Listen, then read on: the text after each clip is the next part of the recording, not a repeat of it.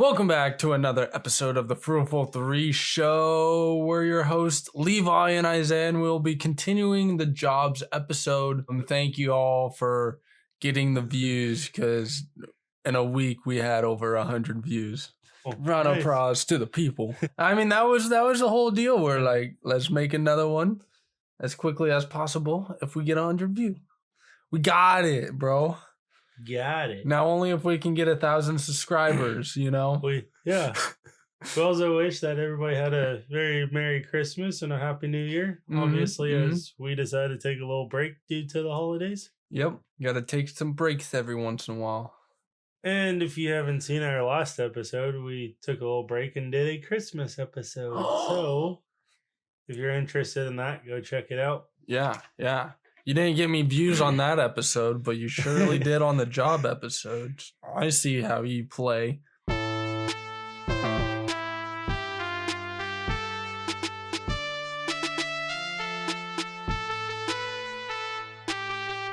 Anyway, we have merch. Yeah, we got merch. I don't know. I don't really have anything. Oh, you want to start off your new year looking fresh?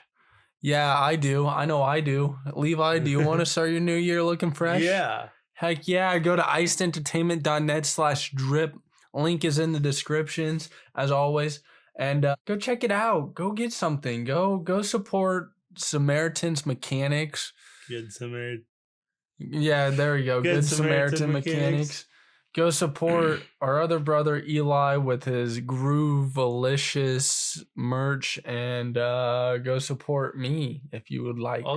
Also, I figured out a way to make a transition. Oh yeah.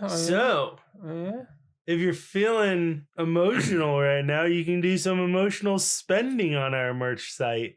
There you go. Dollar bills, yeah. No, I'm kidding. I just ruined the whole thing. Anyway, yes, we are technically in segment 3, but today it's segment 1. Jobs that drain you emotionally. Yeah. Which requires your healthcare roles.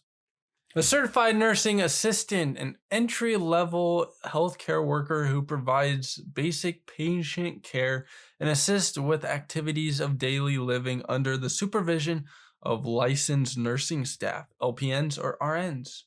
Yep. So their job description is provide fundamental care, help patients with bathing, dressing, toileting, feeding, assist with mobility and transferring patients, helping with meals. They take and record basic vital signs like your temperatures, your blood pressures, your pulse, and monitor your general well-being. Maintain cleanliness of patient rooms, assist in basic housekeeping tasks, and support comfort and hygiene for patients. Report changes in patient conditions or behavior to supervising nursing staff, which is usually your LPNs or RNs. Next up, we have a licensed practical nurse, a mid-level licensed nurse who delivers basic to moderately complex clinical care under the supervision of or in coordination with RNs or physicians in a variety of healthcare settings. Their job description: they administer medications, orally, typical or topical, and depending on state regulation, sometimes do injections or IVs, perform wound care, change dressing, and carry out catheter care or basic patient procedures, monitor and record and record patients' vital signs and overall conditions, collect samples like blood and urine, etc. When permitted, observe and report changes to RNs or physicians, assist with or perform basic patient care like hygiene, feeding, helping immobile patients, and may supervise or coordinate with CNAs. Work in various settings like hospitals, long-term care, clinics, health or home health, rehabilitation centers, etc. Next up, we have registered nurse, A licensed nursing professional with broad scope of practice, responsible for comprehensive patient assessment or planning or care planning, execution of complex treatments, coordination of care, and oversight of other nursing staff. Their job descriptions is assess patient health status, interpret diagnostic tests, plan, implement, and evaluate nursing care, and manage complex or critical situations, administer medications and treatment, including IV fluids, drips, more advanced drug regimens, perform or assist with procedures, monitor responses, and manage patient care plans, provide patient education, support, advocate for patient needs, communicate with doctors / teams / families, and coordinate with LPNs and CNAs, and sometimes supervise or delegate tasks. Work settings vary widely. Hospitals, acute care, ER, ICU, clinics, outpatient care, home health, long-term care, specialty units. Responsibilities often include critical thinking, multitasking, documentation, and leadership within the care team. There are some key differences in scope, training, responsibility, and duties among CNAs, LPNs, and RN roles. CNAs provide basic non-clinical care and assistance. The role is essential for patient comfort and daily living needs. LPNs deliver basic to immediate medical and nursing care with additional responsibilities like medication, wound care monitoring, and modest clinical tasks. RNs hold the broadest responsibilities encompassing patient assessment, complex care, care planning, treatment administration, coordination, and oversight. Training time /time to enter each role differs significantly. CNAs require a relatively short certification course, often a few weeks to a few months. LPN programs typically take about a year. RN training requires more extensive education, associate's or bachelor's degree, plus licensing. The level of decision-making, autonomy, and liability increases along that ladder. CNA, LPN, and RN. Basically, it goes CNA. You start off like a CNA, and then you work your way into an LPN, and then usually it's an RN. The similarities are they're all involved with direct patient care and impact patient well-being, comfort, and safety, require compassion, communication skills, patience, physical and emotional stamina, and teamwork with other healthcare professionals. All may face stressful, unpredictable hours, varying shifts, and emotionally and physically demanding environments depending on patient load and facility type. All right, so with that being said, one thing we most recently experienced a few years ago was COVID. The healthcare people were in high demand. A lot of them worked like 24-hour shifts and everything because they were like some hospitals and healthcare places were short-staffed. And it just kind of all depends on how everything works too. Is they're just, how do I want to word it? Like, you got to deal with the emotional and the physical tasks. Like you're constantly dealing with people, and some people are more emotional when they're sick than what some people are, and you have to do a very, very good job of keeping a level-headed.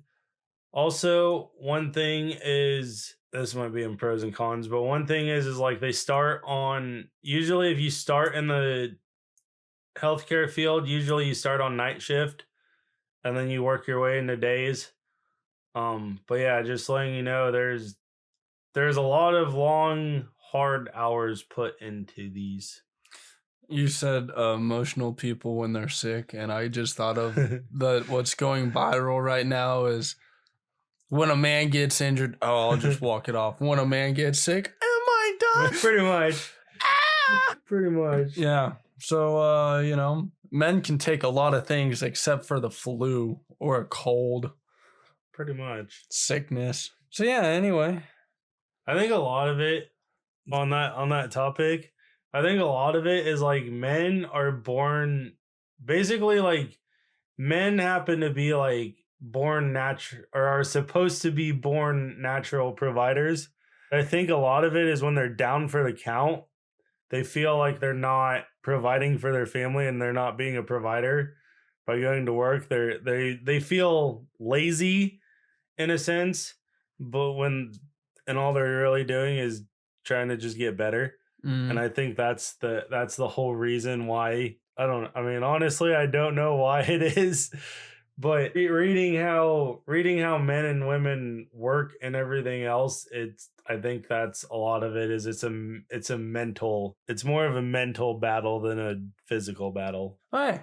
Moving on to pros and cons. Pros and cons in Boston. CNAs, here are the pros. Short path to employment, minimal training needed. Opportunity to start working in healthcare quickly. Ideal entry point for those wanting to help people without long schooling. Close, often personal interaction with patients, meaningful day-to-day work and comfort, personal care, and basic support. The cons are lower pay compared to LPNs and RNs due to limited scope and training, physically demanding, lifting, bathing, moving patients, long hours on feet, sometimes tough environments, limited care growth unless additional education/training pursued. An example, like you're working on trying to get your LPN or your RN. Emotional load, close contact with patients, sometimes with serious illness or end-of-life care can lead to emotional fatigue or burnout. LPN, the pros, more skills and broader responsibilities than CNA, medically oriented work, med admin, wound care, clinical task, higher pay than a CNA, and often greater respect/responsibility. Versatile work settings, hospitals, long-term care, clinics, home health, etc. Possible stepping stone to RN or other advanced roles for those open to further education. The cons are still limited compared to an RN. Cannot perform the full spectrum of nursing tasks in many settings. Scope varies by state. Physically and emotionally demanding. Many tasks involve patient handling, long hours, and direct care, which can lead to exhaustion.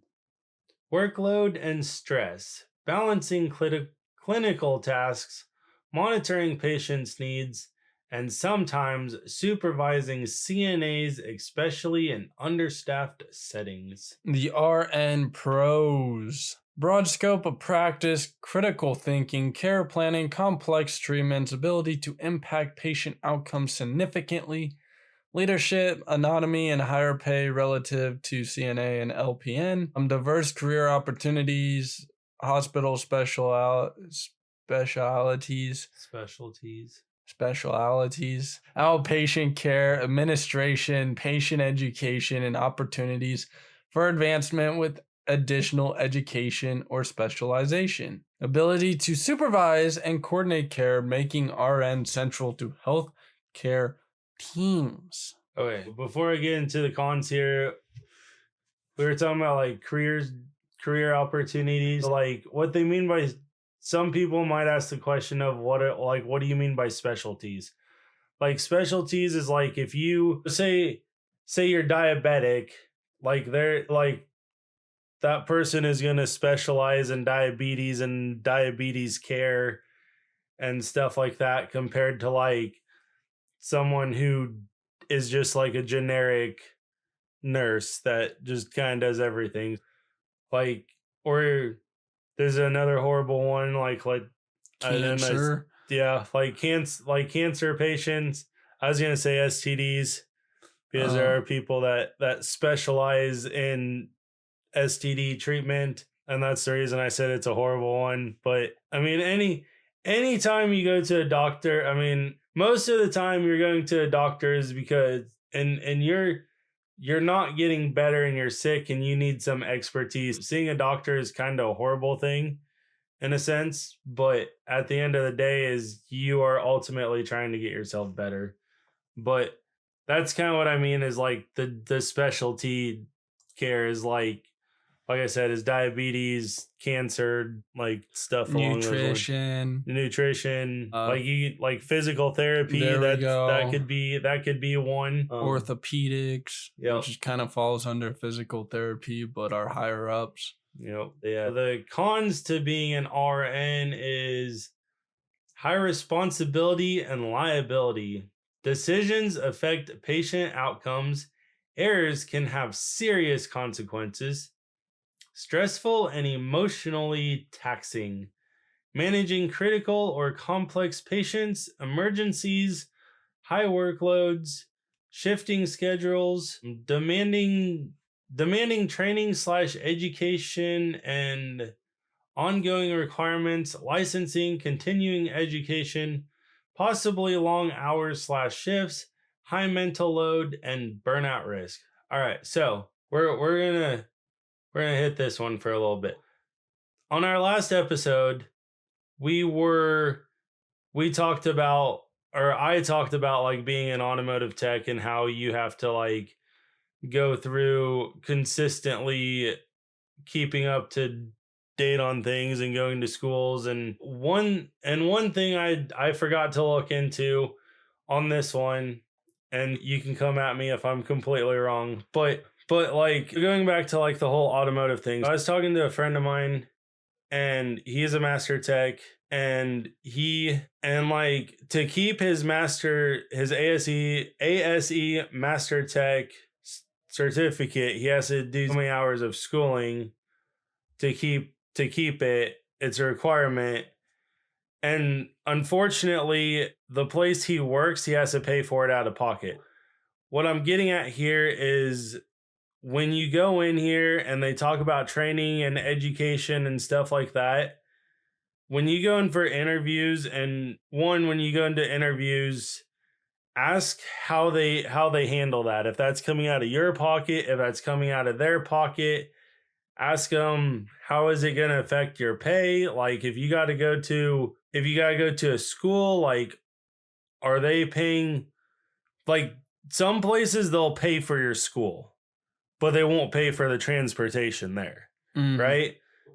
When you go into these jobs, go in, like, do your research online, and then when you're in an interview, ask the questions like, who's paying for it? How's the pay? Like, do I got paid for meals out of pocket? Do I got paid for transportation? Like, how are you guys doing this?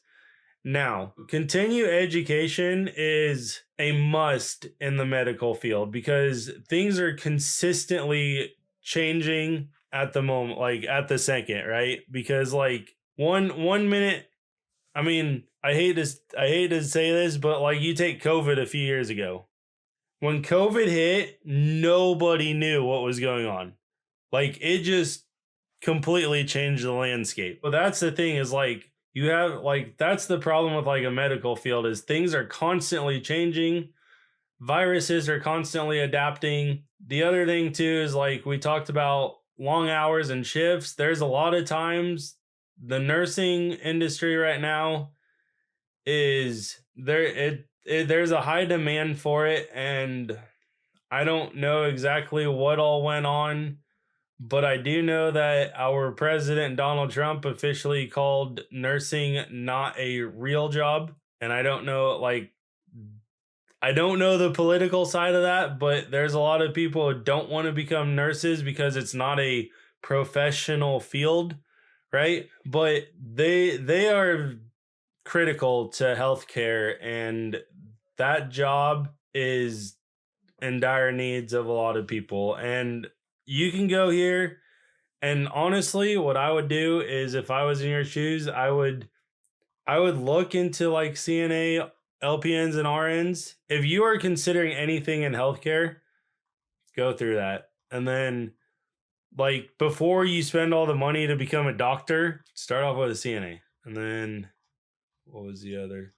Oh, There's LPNs and yeah, I RNs know. and I was gonna continue. But yeah, so like I said, if you're considering anything in the healthcare, my advice would be start off with a CNA, see if you like it, and then move on. The realities are they have a giant physical toll.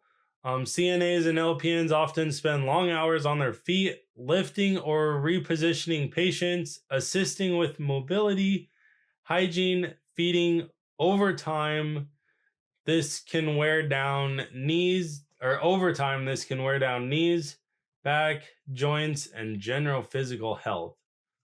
Emotional burdens. This includes all the roles, but especially CNAs and RNs, involve caring for vulnerable, ill, or dying patients, forming attachments, watching suffering, dealing with family stress, sometimes making life impacting decisions.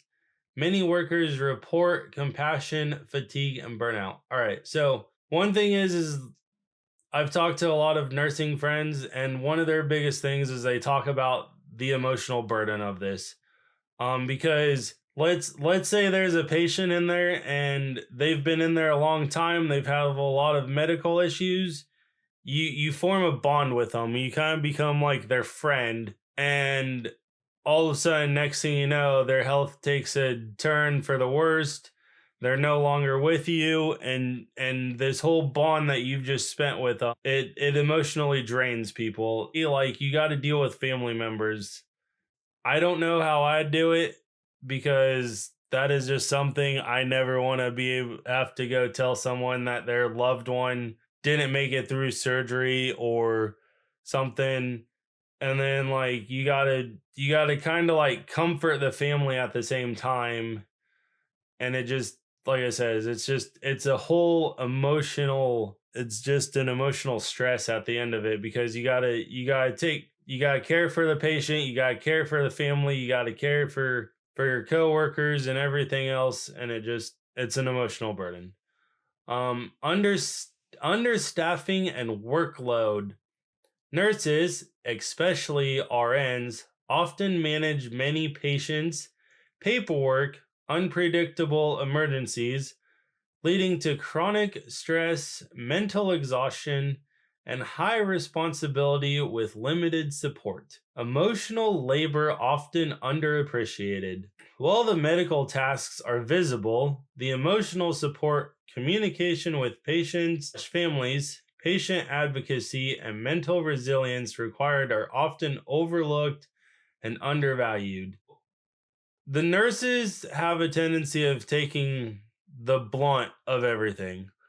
Like, if the surgeon, let's say your family member, your friend, whatever, goes in for a surgery and something goes wrong in that surgery, usually the surgeon will come out and tell you stuff, but at the end, but the surgeon really doesn't have the right to talk to you. Like, the surgeon tells you if the surgery went well or if the surgery went bad. And then it gets fallen on the nurse. And the nurse has to go in and go, well, we tried everything we could. We did this, we did that. And then all of a sudden, next thing you know, you've seen it in movies, or at least I have, where, like, how could you let this happen? And sometimes families get violent. And unfortunately, the nurse is just the messenger. And so just be prepared. Be prepared for a big emotional toll in this career field. Career pressure and advancement stress. For CNAs and LPNs wanting more, deciding whether to go back to school for LPN or RN involves time, money, and uncertainty. For RNs, continuing education, licensing, and the weight of responsibility never fully disappears. So, like I said, is before you go do this, talk to people who are in the industry or in this field. Do your research, everything. Make sure, and also, if you decide to go back to school, see if there are programs through your hospital, through your nursing home, whatever, where or your employer, in better terms, see if there's programs through your employer that you can use to help you with like the money part of it or the time part of it. And usually time, you just gotta make time for yourself. The money part is the big part of it, and see if there's other things of other programs that will help you continue your education. This one I wasn't very familiar with. I was just trying to go off of what I knew and what I found. This one, however, we are very proficient in this one.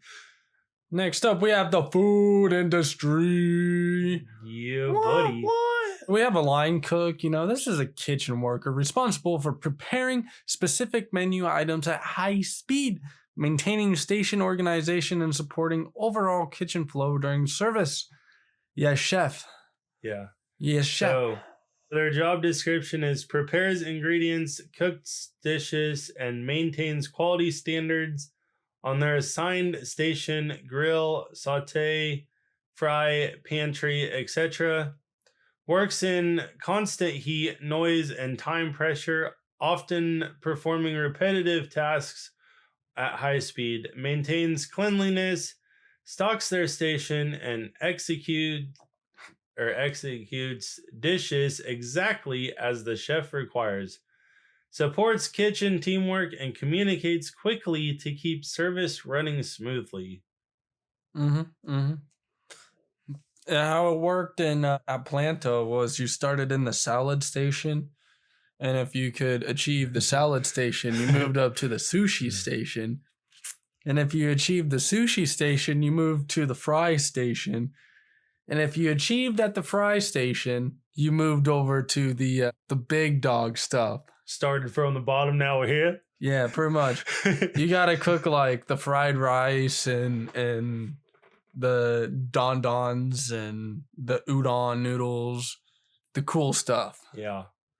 The cool stuff. Yeah. I got a little bit more professional than what we're used to here. Anyway, their description: prepares ingredients, cook dishes. You already read that. Yeah. Oh, we are next on to a chef. A culinary professional responsible for menu creation, kitchen leadership, technique mastery, and coordinating all moving parts of food production. Their job description is designs menus, flavors, plating, and kitchen systems, ensures consistency and creativity in food quality, oversees kitchen operations, supervises cooks, manages inventory, orders supplies, and handles inspections. Balances creative vision with the real-world chaos of rush hours, staff shortages, and unexpected problems. Often works long hours developing recipes, training staff, and enforcing kitchen discipline. A manager, a front of house or kitchen leader responsible for coordinating staff, customer experience, scheduling, conflict resolution, and overall restaurant operations. Job descriptions are handles employee schedules, payroll, onboarding, and daily shift assignments, resolves customer complaints, manages reservations and seatings, and oversees service quality, mediates internal staff conflicts, monitors inventory, coordinates between the kitchen and front of house, and ensures compliance with health, safety, and company policies, serves as the problem solver when anything goes wrong, equipment issues, staff callouts, vendor delays, or interpersonal disputes. Or if someone calls in, they fill in where needed. Yeah, they're kind of like the HR in the food industry. Yes, and it's really nice because if some table's being wacky, let's just say the word wacky, you just go get the manager, just like, hey, this table's being a complete whack. It's really starting to irritate me. The manager walks up and's like, hey, we'll give you this free thing if you stop harassing our workers. Sure. It's not always that way. It's not always that way, but All right. So the difference is there are key functional distinctions between cook, chefs, and managers. Line cooks focus on execution, cooking food rapidly and accurately. Chefs focus on creation and leadership, designing menus, leading the kitchen, and maintaining standard. Managers handle people, logistics, and customer experience, keeping the restaurant running smoothly from the business side. Heat exposure is highest for line cooks. Pressure and long hours peak for chefs. Emotional and impersonal stress hit managers the hardest. Yes, because you try to be friends with everyone as a manager, but sometimes you want to reach across the table and slap someone, but you gotta hold back, okay? You just gotta hold it, okay? You know.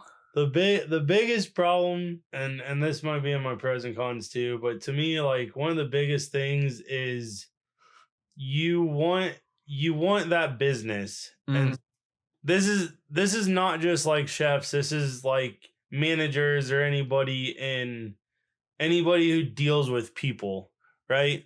You want a good review, because if you have a bad review, your business is going to plummet. So the deal is there are people out there who are very hard to get along with. Sometimes you have to bite your tongue. You have to just smile and nod, and whatever gets said in your head gets said in your head. And you just sometimes you pray they never come back, and sometimes they don't ever come back, and sometimes they do, and you just keep treating them with respect and niceness and kindness and everything else too, because they are supporting your business or your establishment. Another thing is sometimes when they first come, they will test you and be rude and all this, be obnoxious. And if you treat them right and with respect, they will come back. And then they'll have a different attitude when they come back, and they'll actually chat with you and have a nice conversation, and they'll use their manners. And it's like, what's the dealio? Why are you being nice now? Some people just have a resting bitch face. That's also true. But some people, how do I word this? Some people are just like straight up assholes. But they're like they may act like an asshole and they may seem like an asshole, but sometimes the asshole is the most friendliest person in the room. Sometimes that first encounter may not be their true identity and their true person. It just may be might be who they are. And as you get to know them better, you realize they're not as bad as what they seem. The similarities are fast-paced work that demands stamina, multitasking, communication, and teamwork. Long shifts, irregular hours, nights, weekends, holidays, and high stress during peak service times. Rely heavily on interpersonal skills, whether coordinating food, resolving conflict, or communicating during chaos. All roles require thick skin, adaptability, and efficiency under pressure.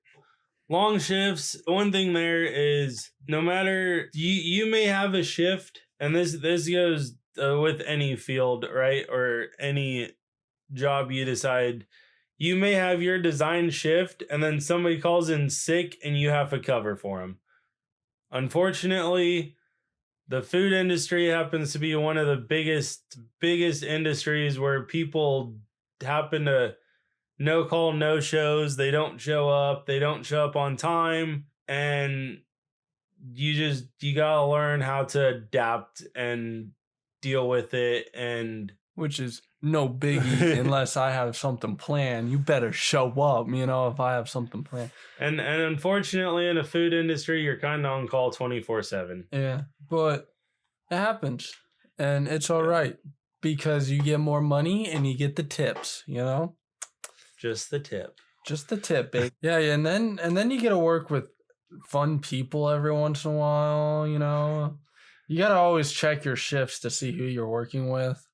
Yeah. That truly makes, that's any job, is if you have coworkers that aren't fun to be around, usually your job's miserable. But if you have coworkers that And the good part about the food industry is you're not constantly working with the same people 24/7. Mm. The food industry has a tendency of constantly changing shifts, changing employees. So, for example, Isaiah and I might work together a couple nights, and then next thing you know, I'm working with somebody else. Mm. It's it that is one of the benefits of working in the food industry is you're always working with somebody different. You're always seeing different people come in the door. I always would. I'd always pull doubles in New York. I'd always get the 40-hour weekend as quick as possible, you know, because then I knew I had days off, you know. Yeah, I didn't mind long shifts. I always thought that it was light work, you know. Well, I was just a food runner, but you had to shove your way through people and deal with the table a little bit, but it was light work. It was easy tasks. I'll be honest, I think one of the funnest jobs in the food industry is like being a waiter or a bartender. Yeah, Because your people skills have to be like truly on point in that right there. But the reason I say it's fun is because you got your locals and you got your regulars, but one of those things is like you're always meeting somebody new. It's not the same old. You're like I said, you're meeting someone new, you're learning something different, you're bonding with somebody new even though you may not see them again, and you're trying to make their experience the best experience that you can give them. And it's amazing. Me personally, I like it because I'm always learning something different. Because when you gotta be friendly to people, because usually the more friendly you are and the better you are at your job, usually you get a bigger tip, right? I mean, if you just go in there and you serve them food and everything else, usually they're not going to tip. But like, if you go in there and you decide like, hey, like I walk in and I'm serving Isaiah and I happen to notice he has a Fruitful 3 shirt on, and I'm like, hey, what's that? Or you know what I mean? You just start conversations and you act like, even though in the city they tell you that's not polite. yeah, oh no, but that's a Midwest thing. Yeah, the customers have to start the convo, otherwise you're interrupting their dining experience. But yeah, like I said, you get to learn something new. Let's look at the pros and cons. The pros for a line cook is fast entry into the industry, skills improve rapidly with experience, clear structured tasks, perfect for people who like hands-on work, immediate satisfaction of producing food and seeing the team succeed. The cons are constant heat, burns, cuts, sweat, and physical fatigue, low starting pay in many establishments, repetitive and high pressure work during rushes. Yep. Now we move on to the chef. His pros are creative freedom with food and presentation, leadership role with the respect of the kitchen team, opportunities to build a reputation, brand, or own a restaurant.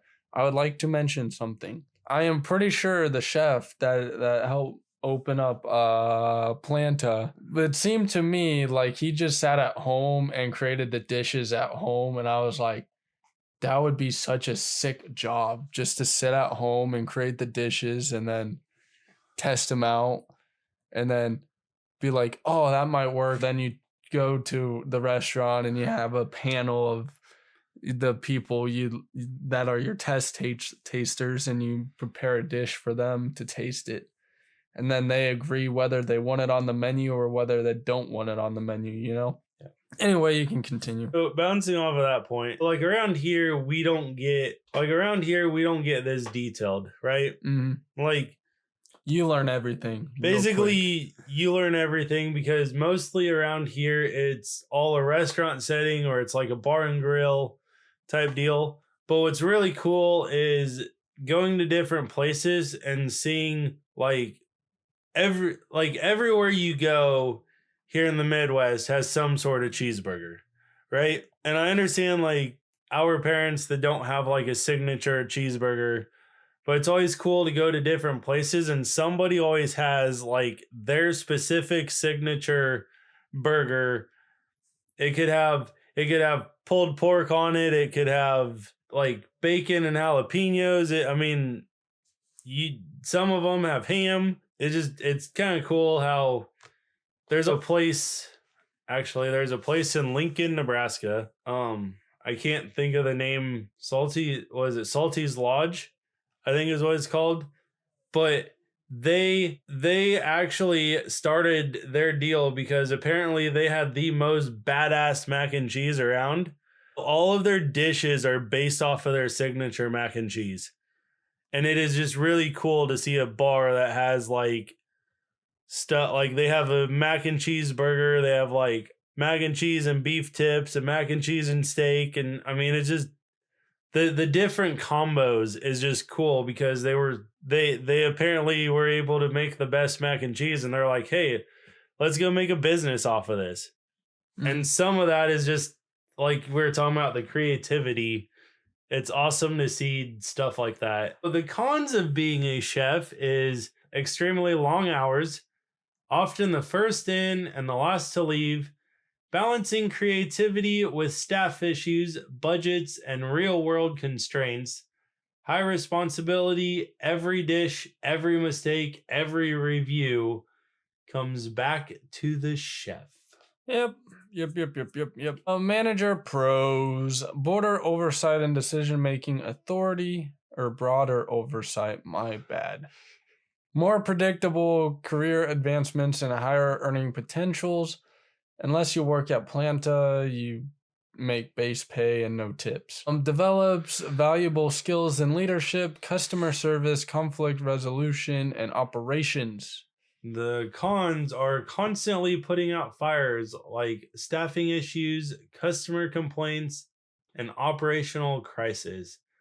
Emotional and mental strain from managing diverse personalities, often stuck in the middle between ownership demands and staff limitations. Honestly, a manager is where I like to be, but I like to do some of the work because I don't want to just sit around making sure people are doing their jobs. Yeah. I like to actually walk around or deliver food to a table or, have fun with it, And that's the good part about being in the Midwest here compared to like the cities, big cities like New York or LA and stuff, because around here is everybody gets to do a little bit of everything. Diverse like that. Yeah. The realities, unspoken truths about working in the food industry. What are they? Drama comes from the inside of the building, not the customers. Yes. Facts. Staff conflicts, personality clashes, stress, and turnover creates the majority of headaches, far more than picky customers. All you gotta do is just give them the bat wing, and you don't got any more drama. I'm just gonna say this as what I have learned in my life is, well, around here we have a lot more drama, but like in the city, everyone that you meet in the food industry, you act like fake friends. They're pretty much fake friends. You are all nice and lovey-dovey with them, while they're in the building, which you have to have a good working partnership. But as soon as you leave, they flip, or as soon as they leave, they flip, and you end up having a problem. Someone you thought you were cool with, and you're like, they left, and it's like you invite them to a party or something, and they're like, nah, I'd never talk to you again or anything, All right. Speaking of the whole party and the friend and everything else, one, like, I understand it's a Ryan Reynolds movie, and I understand it's a comedy, but if you ever went and saw Waiters, like, unfortunately, that movie is like spot on accurate of how the food industry works. And if you want a good laugh, it's funny. If you want to kind of get an idea of how the food industry really is, that's a movie to go watch. What is it? It's called, what is it? Waiters? Waiting? Yeah, Waiters. Is it Waiters? Yeah, okay. I think it's Waiters. Okay. Whatever. Just look up Waiters or Waiting or whatever and type in Ryan Reynolds. Yeah. Great movie. Kitchens are physically brutal. Burns, cuts, dehydration, and nonstop heat are normal for line cooks. It's not really the heat that gets to me. It's the oil smell. Yeah. That I do not like oil smell. All the grease smell and yeah, the burning oil. Chefs often sacrifice work-life balance, personal time, and sleep for their craft. That's true. You know, you might lay down in bed and it's like a music producer. You think of a creation and you just get back up, you get on your computer, you create a beat, you go back to bed and you're like, oh, what if I did this with the drums? You get back up and you go to your computer and you change the drums around and you're like, oh, that's sick. And then you just end up shutting off the computer because you really are tired and really want some sleep. Yep. But that's kind of like what a chef is. You know, you sit down, you lay down and you're like, ooh, what if I add this ingredient to this ingredient? It's revolutionary, you know? So I'm gonna give you guys a piece of advice from Andy Reid's playbook. If anybody doesn't know who Andy Reid is, he is a football coach in the NFL, currently of the Kansas City Chiefs. But Andy Reid has a chalkboard in his bedroom, and on top of it, it's called Midnight Plays. And he could be laying in bed, and next thing you know, he's sitting there drawing a play because he thought of it. If you're a chef or want to be a chef and you come up with good food ideas, have a notebook beside you, have like a marker board or a chalkboard or something handy that you can take notes, and the next day when you get up, you can go try it. Yes. Greatly said. Managers handle everyone's problems. Late employees, emotional breakdowns, health department inspections, and irate customers, often all in a single shift. You laughed like you had something to say. No, I was just talking about health, like the health inspectors and irate customers. Yeah. You want to see like so another good movie to go watch. Health Inspector by Larry the Cable Guy. It is. But the deal is like I'm trying, like, I understand these are comedy movies and they're made to entertain. But the deal is they actually have some good points in them about the food industry. And with that being said, is if you want something to give you a visualization of what it's like, those movies are something you need to go check out. Yes. The industry attracts strong personalities, which can create incredible teamwork and explosive conflict depending on the day. Yes. Someone's having a bad day, you know, ask them if they're okay. Well, don't ask them if they're okay. You slightly hint at trying to get them to open up to you before the shift. Otherwise, you just don't say a word to them. You know, you say hi, you say bye, you know. But anyway, yeah, that's pretty much it. So yeah, to eliminate stress, just give them a bat wing. If you don't know what that is, go look it up. Or, well, you can't just look it up. You got to look up Batwing Ryan Reynolds. Yeah, fair enough. Anyway, moving on to Segmente 4. We're going to talk about tech jobs, something that we are, well, Levi, I know, is not great at. I am there-ish. Yeah. Holy cow, there's 5 segments? We're gonna, what? Do you want to skip tech jobs, or okay? Well, we're just gonna go into like. Hold on here. Go up to the top. Yeah, we're gonna go through job descriptions and. Yeah, like okay, so we're just gonna run through this real quick. Like your tech jobs are like your help desk, which is IT support. Yep, like cybersecurity stuff like that. They deal with like your phone calls, your emails, and stuff like that. Yeah. Basic technical problems. One of the biggest things with like any of these tech jobs are you're in a lot of communications.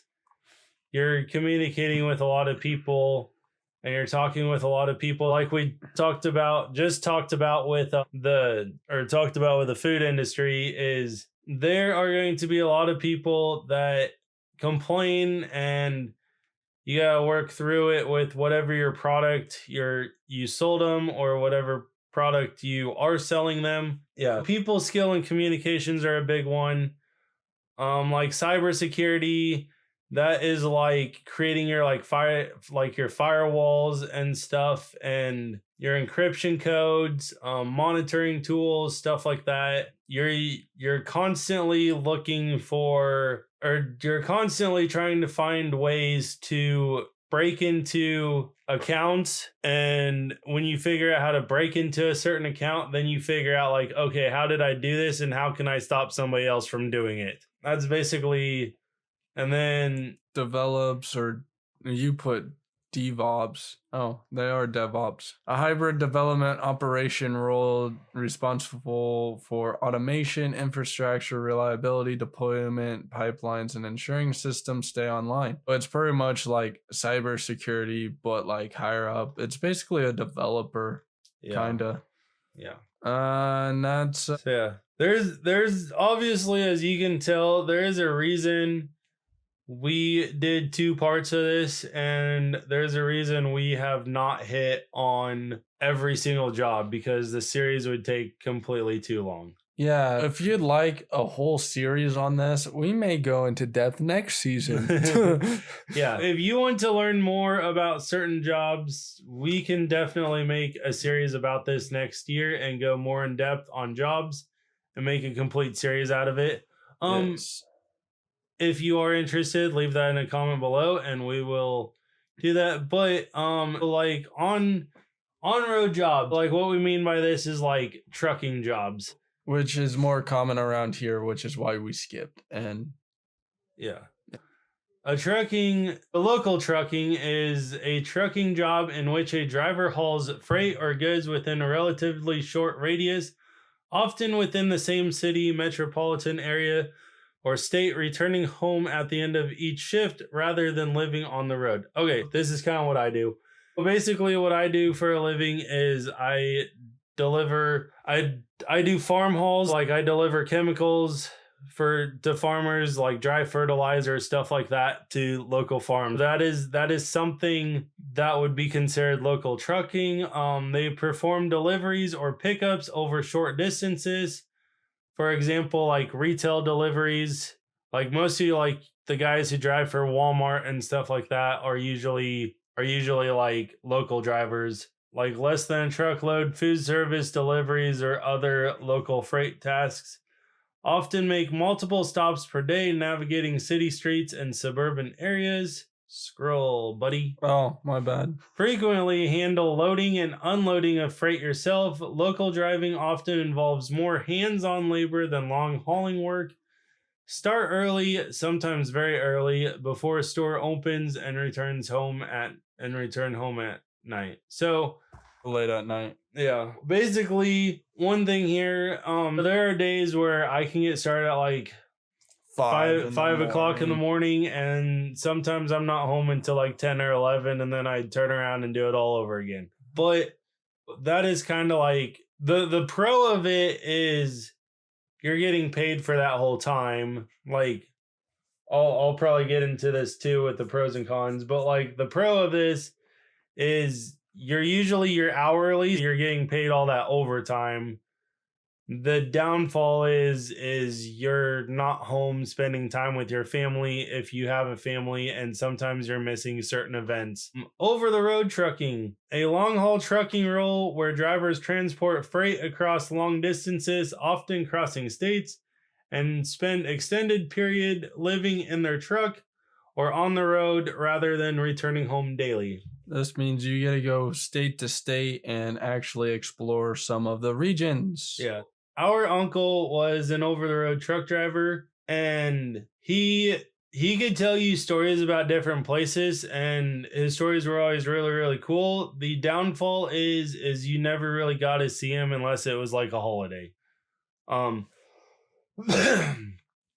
And unfortunately, with him having 2 daughters, he never really got to see his wife or his daughters grow up. And if you want to My advice is if you want to be a local, like a trucker, like you want to drive truck, but you want to be able to be a family oriented person or watch your kids grow up and go to your kids' activities, a local truck driver is probably a lot better than over the road. Over the road truck drivers, they haul freight over long distances, often interstate or coast to coast, covering many hundreds or thousands of miles per trip. One thing here is like we're talking about thousands of miles. You cannot go. They let you run for 12 hours. They prefer you run for 12 hours, and then they prefer you to rest. And then the other thing too is like, unless of course you're like a cattle hauler, cattle haulers can actually, they get a kind of like a slip because they have live animals in the back, and they can run constantly, and basically the DOT can't touch them. Like if the DOT was to pull you over, if you're like, say you're a cattle hauler and the DOT pulled you over, you show them your slip, and the DOT will basically say, bye-bye, see ya, you got live animals. But they spend days, weeks, or even longer away from home, living out of a sleeper cab or truck, sleeping at truck stops, or in designated resting areas. If you don't know what a sleeper cab is, it's basically a long box attached to the semi that basically has a bed back there. Basically, you hop in, you fall asleep, and then you jump back right in the driver's seat. Follow schedules influenced by freight demand, delivery windows, or regulatory driving / rest limits, routes, and timing can vary widely from trip to trip. Often avoid manual freight handling if working with no-touch freight carrier, i.e. the driver only drives. Loading and unloading handling by others.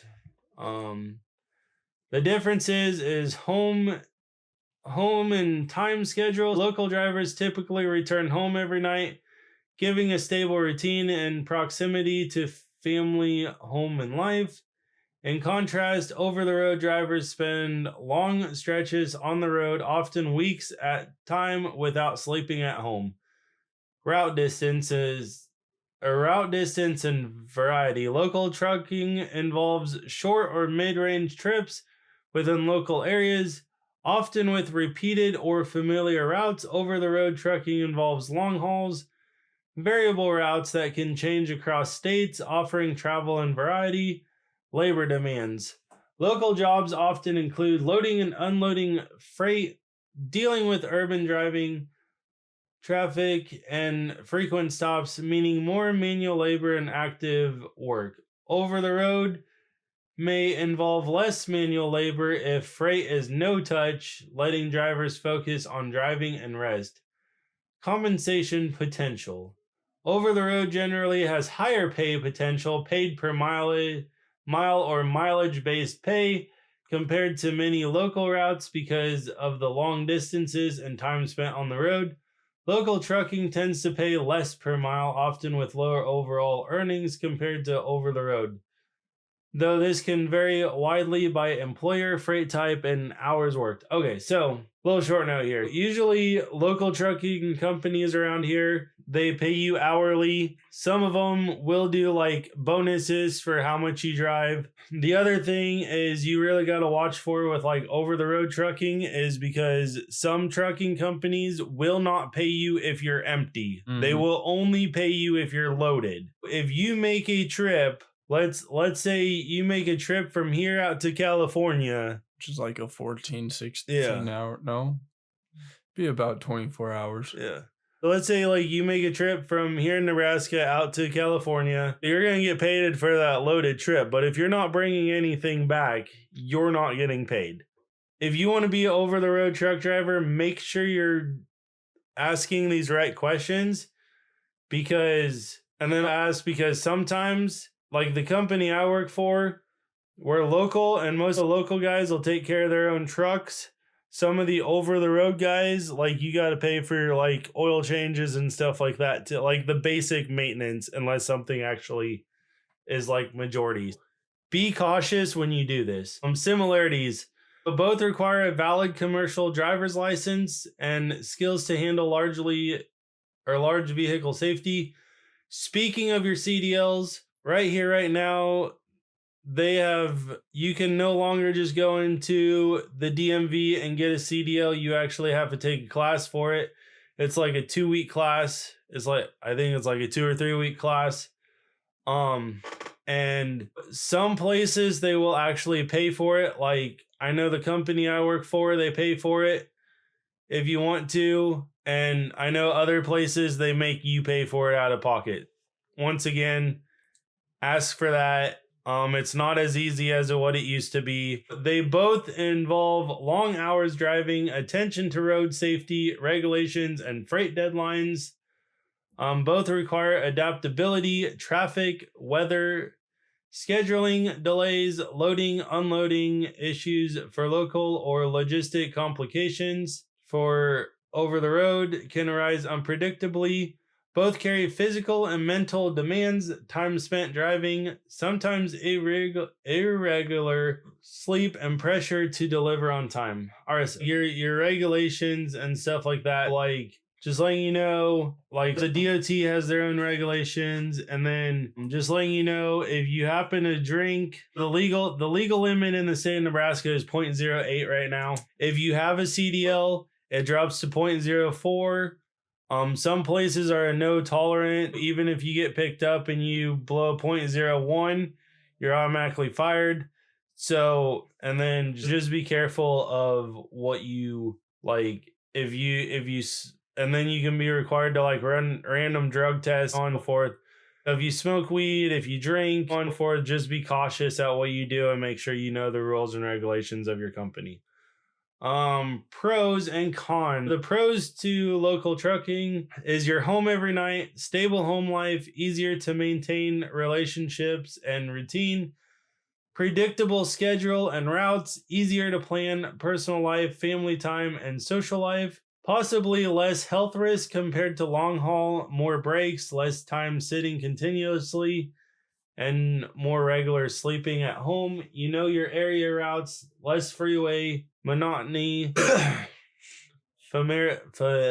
familiarity with traffic, clients, delivery points. The cons are typically lower pay than over the road or regional driving due to fewer miles and shorter distances. Go down, buddy. When did you get to cons? I was there. Often more. I'm trying to speed this up.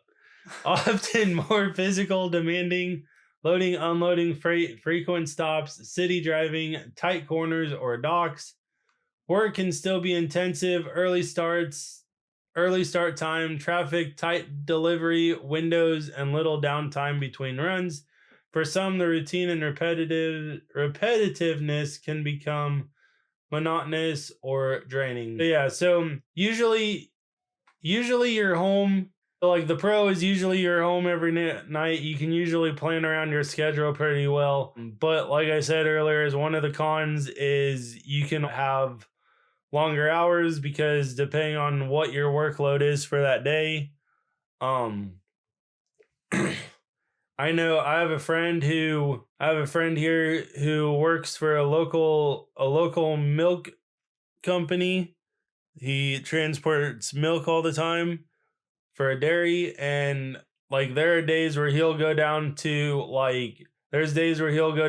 Kansas City or like down to like Tulsa and stuff, and some of those days get really long for him, but most of his days are within 8, 9, 10 hour workload. Just like I said, is don't expect them to be, if you're a local truck driver, be flexible with your schedule because you can still have long hours even though you're not really supposed to have long hours. Over the road trucking, the pros are higher earning potential due to mileage-based pay, long haul distances, and often bonuses or perks.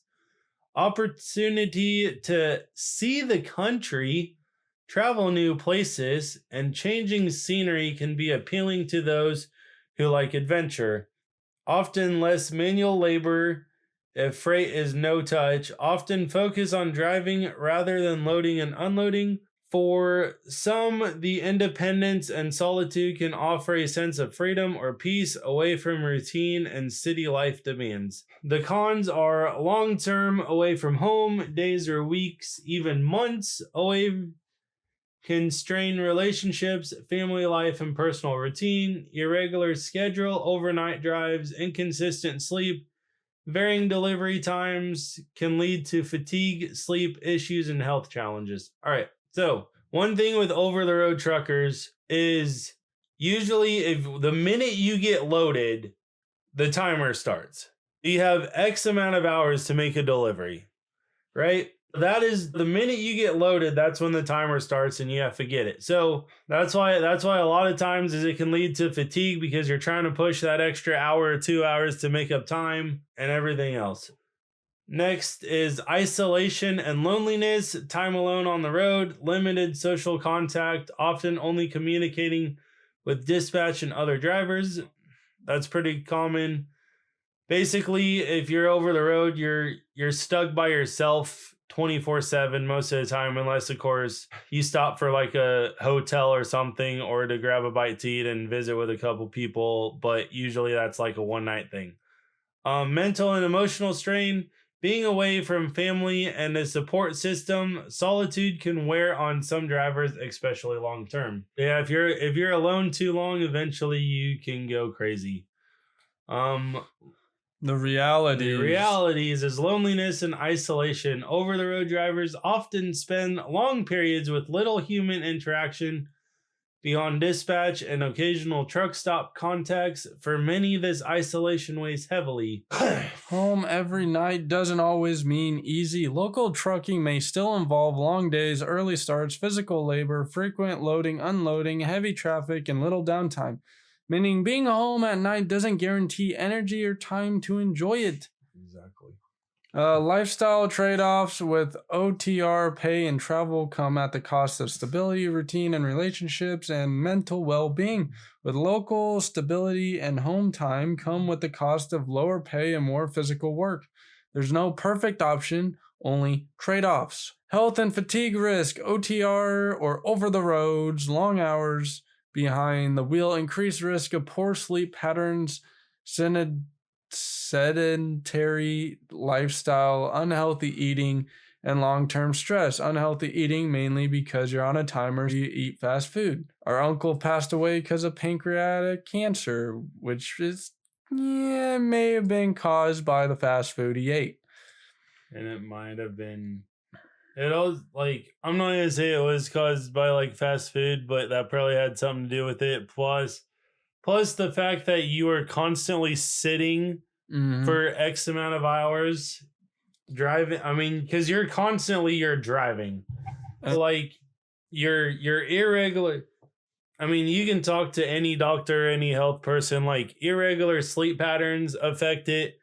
Food affects your health. If you're constantly sitting and not being active, that'll affect your health. Like, if you're an over-the-road truck driver, like, you have a lot of things going against you. And according to, like, doctors and health experts, because you're constantly sitting for long periods of time. You're probably eating unhealthy foods because you're just doing a grab and go. You're drinking unhealthy things like pop to stay awake. Because energy drinks and everything. And then you're not getting a consistent amount of sleep and you're only sleeping for a few hours and then hitting the road again. So you get an emotional burden often underestimated. Yeah. The road life glamour doesn't include how mental health, relationships, and personal identity can be affected by long-term separation from family and friends or by the monotony of local driving. I remember one time I was at our aunt's house and our uncle came home and I thought she was cheating on her husband. It was just our uncle, but I was really young and I, didn't know the difference at that time because he was always gone, Yeah. But I knew she was married. And that's okay. So that's the other thing before we get out of here is I understand we didn't go through all the jobs, and if you want us to do a full series on these and go more in depth on these jobs, we can. But like I want you to know that, like, if your spouse is in one of these fields, you, like, first of all, you deserve a lot of credit and appreciation, because it's not only your spouse that takes the wear and tear on their body or their health or whatever else, being in like trades or food or whatever, and all these, and even like over the road trucking, right? Like, so, like, you take my aunt, for example, or our aunt. I give her a lot of credit because with her husband being gone all the time for over the road, it's really hard for someone to stay faithful, and she stayed faithful. Mm-hmm. Like, it's really hard for her to raise two girls by herself with no father figure, and she is able to do that. Our cousins turned out perfectly fine.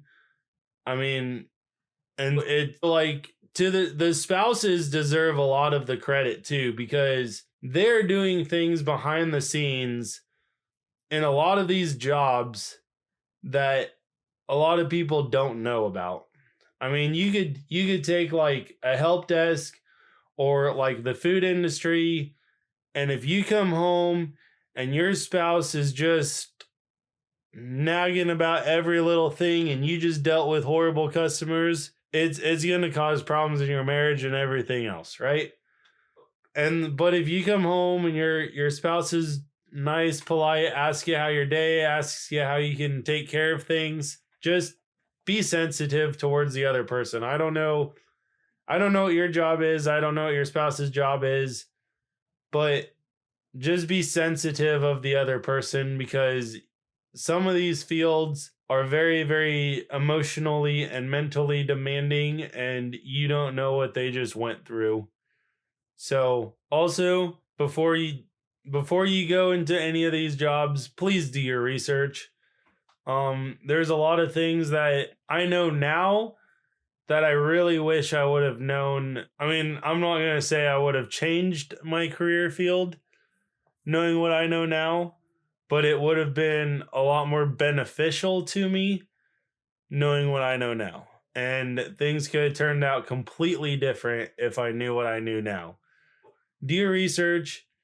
If you don't like it, see if there's like an intern, like if you're questioning a job, see if there's an internship you can go do and try the internship part of it for a little bit. And if you like it, go ahead and go into it. If you don't like it, what are you out? You just got paid to basically try a job.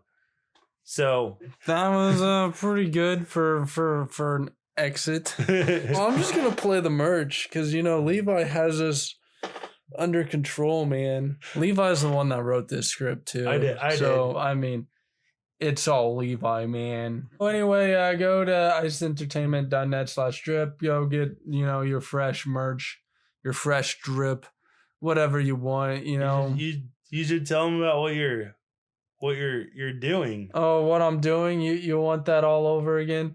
Anyway, if you go and listen to Ice Beats, I make music, I produce music, beat maker, whatever you want to call me, I'll take it. Anyway, I have a channel called Ice Beats, and it's on YouTube and Spotify and Amazon and Apple and all of the streaming platforms. And if you listen to it, I get paid. That's like the whole purpose of it being on a streaming platform. But anyway, I'll take that money and donate it back into getting merch, specifically off of our merch store, because I'm biased like that, and give it to the need or the homeless or, whatever floats the boat of that time period, Well, go listen to Ice Beats. That's ICED Beats. Okay. And go listen to my music, I came out with a Christmas song last week, Let It Snow. So, let it snow, let it snow, let it snow. Yes, pretty much. Or was it like, let it snow, boom, boom, boom, boom? I'll show you after the thing. Maybe I'll throw it in as part of the intro or something. You never know. I'm kind of with that like that, you never know. Anyway, thank you for watching. Yeah.